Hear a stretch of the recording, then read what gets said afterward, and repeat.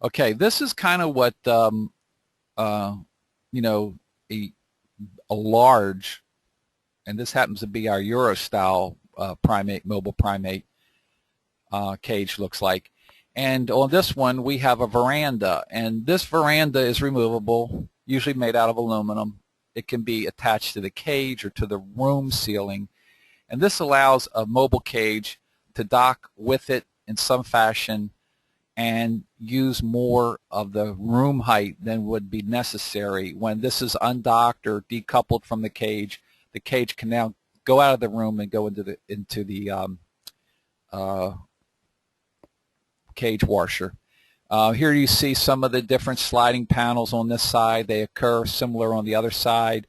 Here's the control doors where we like to keep all the uh, levers that slide these doors and floors confined behind a single lock, so you don't have to fool with a bunch of different locks. And this happens to be a sliding door. Notice the horizontal bars here that we use for helping them to climb or visualize if they're perched. It's much easier for a primate to look through this type of bars, especially if they're viewing televisions in the room, than it is in a vertical bar scenario. Now this might be what it would look like when they're all ganged together and they all have verandas. And what's important here is that the primates can pretty much roam all this space, and the subs can be down in their space. Well, generally the dominant primates are going to occupy the high space. But there's so much high space, there's so much low space that the subs can probably occupy this space over here, while maybe the other dominant would be here. And so they get exposure to the same levels of light and ventilation that the dominants do. They also, if they get have to retreat, can go down to the lower levels, and because of the duplication of everything, they can feed and water and forage just like the dominants will be up here. And depending how much, what your group interaction is, these things can be very versatile for allowing the group to function without any aggression, because there's so many places for them to either form and gather or hide. Okay, there's all types of enrichment things that you can do with primate caging, and some of them are intrinsic to the cage and some are not. The veranda we talked about, a foraging pan can be incorporated into the primate cage, which can be used as a pool in some situations. Climbing poles or just various horizontal perches that they can use to climb. You can give them mirrors or aisle viewers that they can look out and use to look down the aisle and get a different perspective of the room. And the last three here occur generally in the room itself. And one thing I want to say about windows, it's a good tip that a lot of people don't think about. Primates love to watch human activity. And what a lot of facilities I've been in are doing is they're putting windows in the primate room so they can watch the activity outside in the hallways. And the easiest way to do a window in a primate facility is just to put it in the hollow metal door that they have. Instead of busting out the cinder block and recoding and framing and everything, probably a local fabricator can take that same door and create a window in it that would be let the primates view the aisle, and it's a much simpler, cleaner, quieter process. So it's a good little tip to make people aware of, and it's just something obvious they don't usually think about. And we talked about the aisle viewer, and this is one version. This one stays attached to the cage, and when we go to our live demonstration of caging, I'm going to show you a bunch of these different features and how they work. But for right now, we're going to try and approach this with just pictures. This thing collapses on the cage so that you can go to cage wash so it doesn't protrude into the aisle. It also has this portion that collapses forward so the primate can't run into it while you're trying to squeeze him. But we also have removable ones. And the removable ones can act like this when they're attached to the cage. They could also act as a procedure cage if you're going to eliminate some of the squeeze backs for reasons that you may feel that you can justify. And you can also use it as a transport cage. Now that's the removable one, not this one. Okay. We talked about multiple perches. All of our cages come with a double perch assembly in each cage compartment plus the toy bar. Now the toy bar, that is in every cage at the top of its compartment, and it doesn't inhibit squeeze back operation. So you can put your toys on this with a D-ring or a swing or a hammock, and it'll collapse back and forth with the squeeze back, and it's not like hanging it to this wire where you would not be able to do that. It would interfere with the squeeze back. And you'll notice that that happens a lot with squeeze backs that are about 1.5 inches from the cage ceiling. They do that so that if you have something attached to the wire ceiling, that the squeeze back will still come forward by dragging under the chain or lanyard or whatever they have suspended there. But it also creates a space where primates dump stuff behind the squeeze back. So our squeeze backs, they go pretty much floor to ceiling, wall to wall, and it keeps stuff from being thrown back there. This is a solid squeeze back, appropriate in some instances. Other times it is not, and I'll go over some of those reasons you might not want to use a solid squeeze back. This number 2 toy bar here, that's here, and then at the top of this compartment, that allows them to grab on and climb. They can perch. They can use that to swing on, and so it's a multi-use type of thing. And that is not a typo here. It's allows better use of the vertical. So we always want to start thinking up, use the vertical.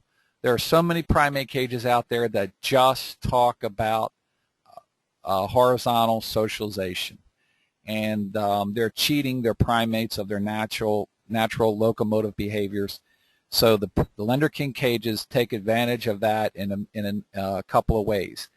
Now, this is our Euro-style cage, and this has a wire squeeze back, and you can see a different type of floor. This is an I-bar, pultruded fiberglass I-bar floor. It's a lot smoother, has advantages and disadvantages like anything else. One of its advantages, it's thermal neutral, and that it is great for post-surgical applications. It's also harder to clean inside the cage. But what I'm showing you here is that this is a sliding floor system, and the rear part of the floor has been slid forward. So right now you're looking right here at the pan. The excreta pan is in place, and these are usually 2-part pans because they're so big. You have one in the front, one in the rear, especially with the sliding floors.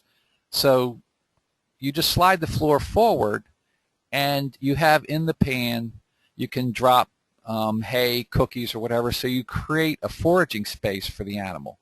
Now, if you buy the same idea, this floor, into the bottom compartment and slide it forward, and then just open this one up for vertical socialization, take the pan out.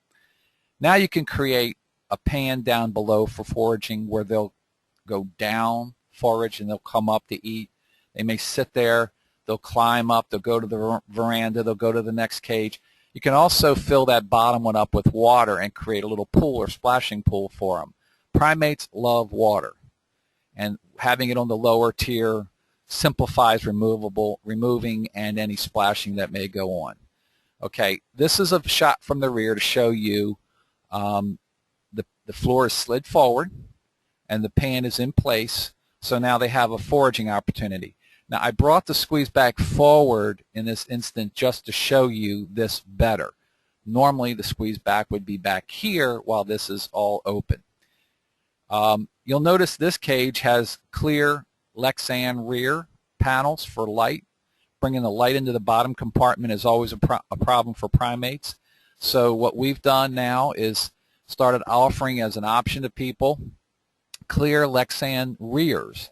So you would use a wire squeeze back, and you can create this. They're not going to really see anything. They're going to be looking at the wall, but the idea here is to get some of that ceiling light bouncing off the rear wall down into the lower cages and help to bring some light down there, which is, in a normal primate cage, always very dark. All right, now we were talking about vertical socialization, and one of the problems with pulling the whole floor out or even the sliding floor system is the USDA's requirement that they're enforcing more and more to have the square footage required for each primate when in vertical socialization. Now, what does that mean? All right, let's take this 2/2, and let's keep these panels closed so I really have a 1/1 here and a 1/1 here. And I'm going to let these guys communicate vertically. I'm going to give them vertical socialization. The problem would then be, if these are group 4 primates, I would need 12 square foot footprint for these guys when they're in vertical socialization.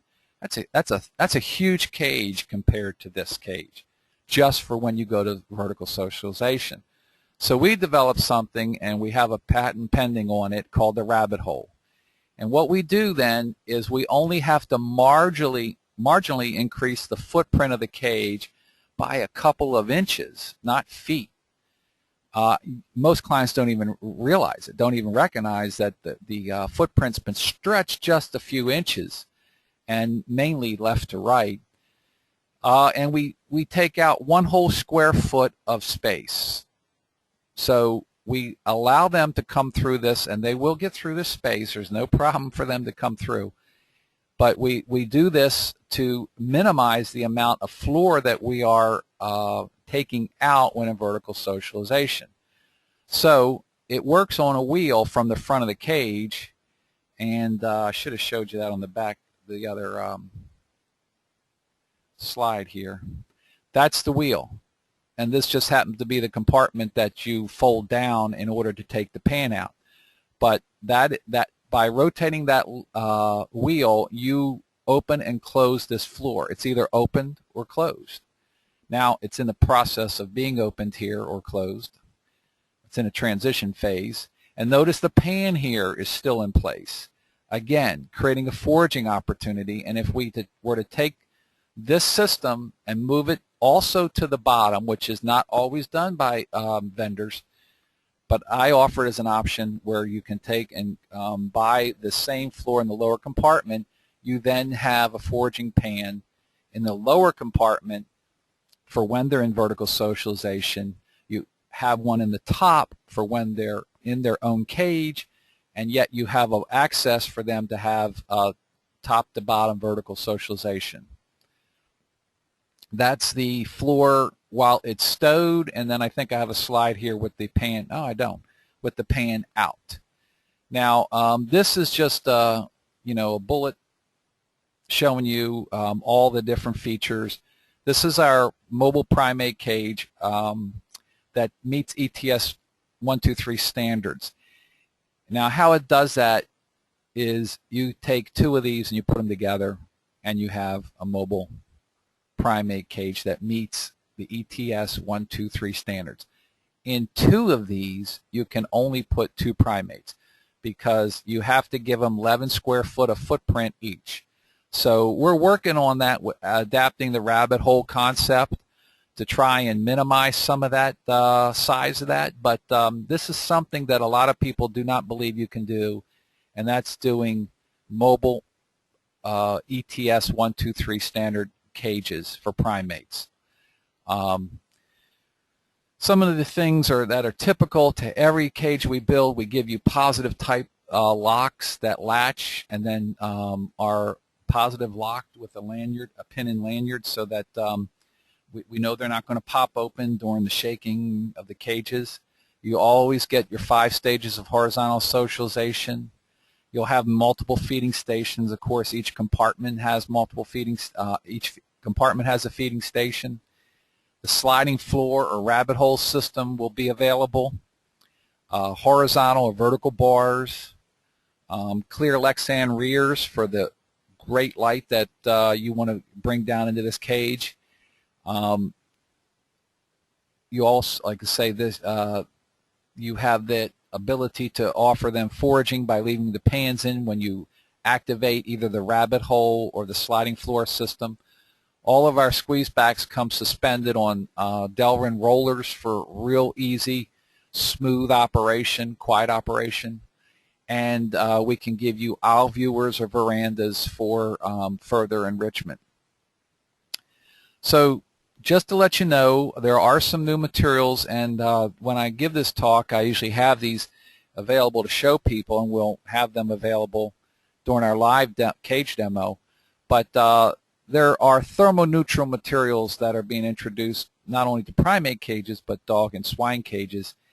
And these are Trespa, which is really a wood, think of it, it's a wood fiber panel with a laminate over top on both sides, but instead of being glued together, it's a thermoset resin that holds everything together. Very strong, very nice. It's thermoneutral. It has a lot of applications that we're finding for primate sliding panels, dog cages. You can make your walls of your primate cages out of it. It's a great product, and it comes in different colors, so you can colorize things if your client's desiring that.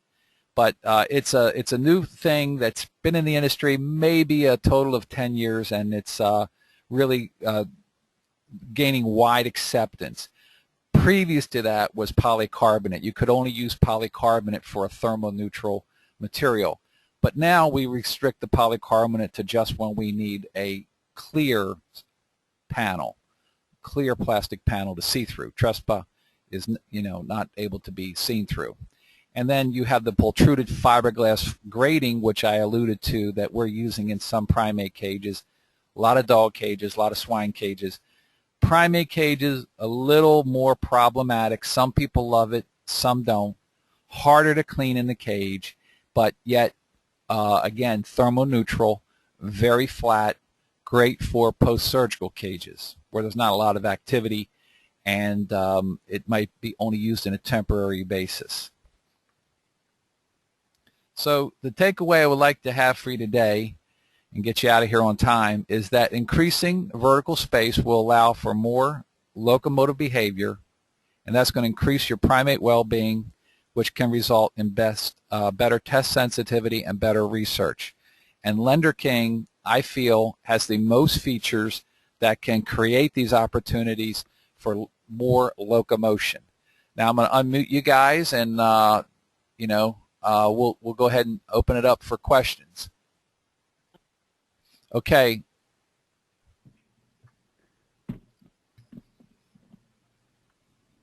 What is there anything out there with companies that have already invested in their primate caging that's going to cause them to change, or are we looking mainly for new areas that are being built out?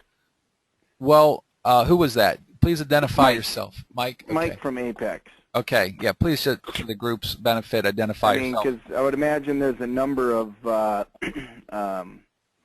facilities that have primate caging already, and that might not have this capability. So are you seeing them upgrading? Are you seeing renovations, or is it mainly new facilities that are being expanded?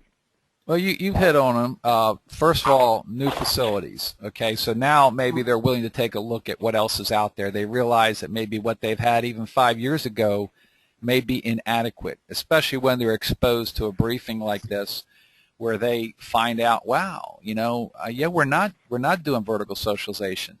The other opportunity is that their caging does not meet USDA guidelines. While they probably all meet the footprint requirement, are they able to socialize? Are they able to, and when they do socialize, are they just socializing horizontally? Your enrichment specialist at a facility could drive a buy of this type, even though they have regular caging. And look, this stuff is expensive, and it's really made to last a lot of years. So it's yeah, it can be a difficult thing, but I sell plenty of primate caging, which means two things: people are changing, getting rid of what they got, or they're adding to their colony, which requires more primate caging. That makes sense. So, thanks. Okay. Hi, Michael George here from Apex. Just a question about decision makers in the process of primate caging. Obviously, we have relationships with directors and facility managers, and in these cases, most of the time it seems like there's a veterinarian at any given facility that really is the one that specializes with the primates.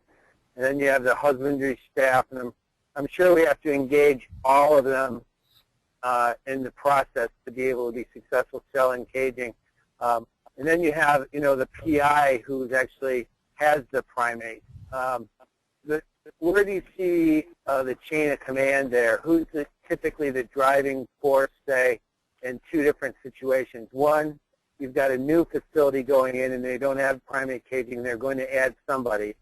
And then, so that's one. And then the second one would be they've got primate caging that's antiquated and they're looking to maybe discuss a better way to do it. Well, let's go from kind of the bottom up. Your tech input is kind of important, and I believe working with them and gaining their trust is important because they'll sync a buy. Okay, I've seen it. Now, the people that really make the decisions, as you well know, are the facility manager and the vet. When I give this briefing, I have at least both of them there. And if I can convince those two or three or however big the staff is that this caging is better than what they have, I think they will buy it. And like I say, I sell a lot of it. I feel like Lenderking is one of the leaders in innovation in primate caging. We have a lot of stuff that is out there that people think today, oh, well, I saw that on Allentown cage. Well, you might have saw it here first if you were, really watching the development. So what I've done now, we have things like the Primalatch. I didn't go over. That's a lockdown system. Superior over using padlocks. When I give a briefing, I'll skip a lot of this stuff here. This was more informative for you to learn about all the different types, what you might encounter when going into a facility. But I get into the nitty-gritty on a cage. I take one cage, similar to what I'm going to give to you during the live cage demonstrations, and I go over it point by point by point. And whoever is there to listen to it, I think they get it. And so you cannot sell this to just facility managers. I mean, I have. But the vet and the enrichment specialist, if you're talking the language I'm talking in this briefing, you're going to be on their page. Each one has a different objective, obviously. The facility manager, how much does it cost? How much, how easy is it to work with? How does it clean? We go over all that. But then you cannot leave out that veterinarian who's probably going to be over there nodding her head yes or no. And no matter what the facility manager likes, they're not going to get it, or they will get it because the vet just gave it the nod. So you pretty much got it right. Whoever invites you in, try to gather a larger audience as possible, because if you can convince the techs too this is better for them and easier to clean, etc., then you get more consensus, and you'll have either a spec coming out for Lenderking, or they'll make a buy. Sure. So one person that you didn't mention was the PI that really owns and funds the primates. Are they kind of secondary generally, or should we search them out and say who's doing primate work and get this information in front of them as well? Oh no, you know, I think that they're very important. They're the one usually with the grant spending the money. But Right. you know, like I say, I think it's I didn't mean to leave them out. It's a multi-faceted approach. You have to pretty much have all these people on board to get a sale. So Yep. yes, I believe you have to include them as well. And you know, you start with whoever calls you or whoever you got with, and then invite everybody. You know, these webinars are great. I used to haul cages around. I don't do that anymore, and that was always good. And we'd have a dozen people attending right there in the hallway, you know, talking about the primate cage. That was before GoToMeeting. Now we can do it with the webinar, so it's going to be a great tool. You're going to get access to all these PowerPoints for your use. We'll make them available to you. Great. Thank you.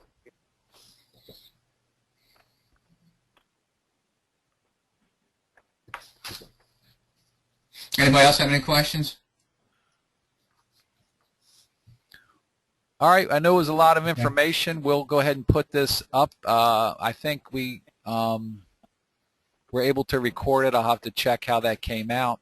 And if not, you know, you'll probably see this again. We'll have to give it, we had a lot of people that couldn't attend, so we'll either have this replayed again or we'll give it again, and you can certainly attend. Don't feel bad if you didn't grab this.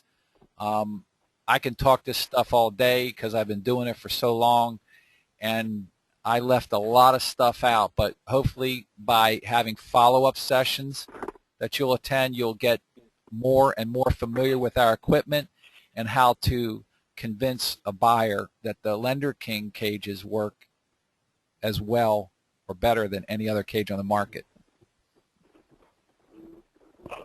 So, and again, we can make these presentations, the PowerPoints available when you go in for a presentation. You know, having this obviously would be a big help, and being recorded allows you to review it again with Mike's commentary. We use Dropbox to send some of these bigger volume